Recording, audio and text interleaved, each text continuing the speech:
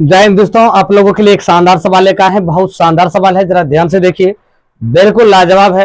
यदि आप फेसबुक देख रहे हैं तो फॉलो कर लीजिए, यूट्यूब देख रहे हैं चैनल को सब्सक्राइब कर लीजिए, बेल आइकन को दबा दीजिए। दोस्तों देखिए, कह रहा है एक समतल की समांतर भुजाएं 28 मीटर और 23 मीटर है।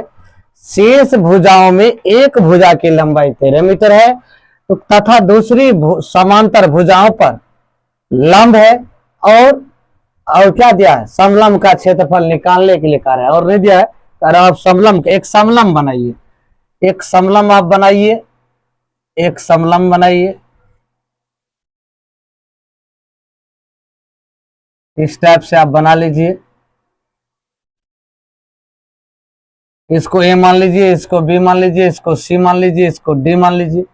कह रहा है भाई एक भुजा 23, ये 28 दिया है, 30 पूरे हो जाएगा आपका 28 यहां तक। अब कह रहा है एक भुजा आपका 23 दिया है दोस्तों, ये भी आपका कितना हो जाएगा, 23 हो जाएगा। इधर बचा कितना, 23 5 28, ये आपका 5 है। कह रहा एक भुजा की लंबाई तथा दूसरी समांतर भुजाओं पर लंब है। ये भुजा की लंबाई ये आपका जो है ना, ये 13 मीटर दिया है।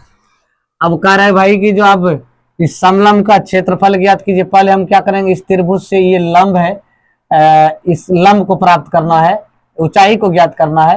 ये आधार, ये कर्ण दिया हुआ है। देखिए इसमें क्या है कि अब आप मान लीजिए, इसको आप मान लीजिए बी सी डी, आप इसको ई मान लीजिए। आप सी ई देखो, माना ऐसे मानिए, माना कि ए बी सी डी एक समलंब समलंब है तथा जिसकी समांतर भुजाएं यानी ये भुजा समांतर भुजाएं यानी ए ई बराबर कितना दिया है, सॉरी ए बी बराबर दिया 28 तथा सी डी बराबर दिया है 23 मीटर, ये 28 मीटर है। और एक भुजा की लंबाई, एक भुजा की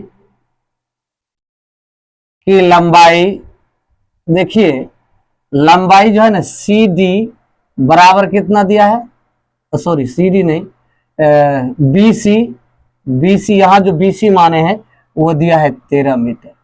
अब इस टाइप से लिख लेंगे। लिखने के बाद हम देखो क्या करेंगे, अब यहां तक लिख लिया। अब उसके बाद कह रहा है इस त्रिभुज का ऊंचाई ज्ञात करना है, लंब ज्ञात करना है। तो अब क्या करो, ए सी बराबर लंब पाइथागोरस प्रमेय लगाएंगे। ए सी बराबर रूट अंडर कर्ण का स्क्वायर माइनस लंब स्क्वायर, यानी बी सी का स्क्वायर माइनस बीई का स्क्वायर। अब देखो इसको स्क्वायर करेंगे, बीसी का मान आपका कितना है 13 है, तो भाई 13 का स्क्वायर कर दीजिए, कोई दिक्कत। और उसके बाद देखो इसका मान दिया 5, ए बी का 5 दे दीजिए। उसके बाद दोस्तों देखिए ये 13 गुना 13 आपका 169 हो जाएगा, माइनस 5 गुना 5 25 हो जाएगा। ये इसको घटाओगे, ये 4 144 हो जाएगा। अब 144 का वर्गमूल निकालोगे, ये कितना आ जाएगा, 12 आ जाएगा दोस्तों। ये क्या कितना, 12 मीटर। यदि आपका ये 12 निकला दोस्तों तो ये भी आपका क्या हो जाएगा, 12 हो जाएगा। अब 12 आ जाएगा तब क्या हम करेंगे, देखो अब हम क्या करेंगे, ये तो निकाल लीजिए। अब इस त्रिभुज का क्षेत्रफल निकाल लेंगे। त्रिभुज त्रिभुज सी ई बी का, त्रिभुज सी ई बी का क्षेत्रफल बराबर 1/2 गुना आधार गुना ऊंचाई। तो 1/2 तो 1/2 दे, आधार कितना है 5 है भाई, 5 दे दीजिए। ऊंचाई कितना निकला 12, 12 दीजिए, इसको दुछाग 12, ये 6 गुना 5, ये बराबर आ गया आपका 30 मीटर स्क्वायर। त्रिभुज का क्षेत्रफल, ये आंसर यहाँ आ गया। अब कह रहा है कि भाई ये आयताकार, ये आयताकार होता है जब समलंब होता है, तो लिख लीजिए आयत ए ई सी डी, ए ई सी डी आयत का क्षेत्रफल बराबर लंबाई या गुना चौड़ाई। ये देखो लंबाई कितना है 23 है, चौड़ाई कितना है 12 है, ये आ जाएगा आपका दोस्तों, गुना करोगे तो 276। अब लिख लीजिए अतः अब समलंब का क्षेत्रफल, समलंब का क्षेत्रफल, समलंब का क्षेत्रफल बराबर, अब देखो कि आयत का क्षेत्रफल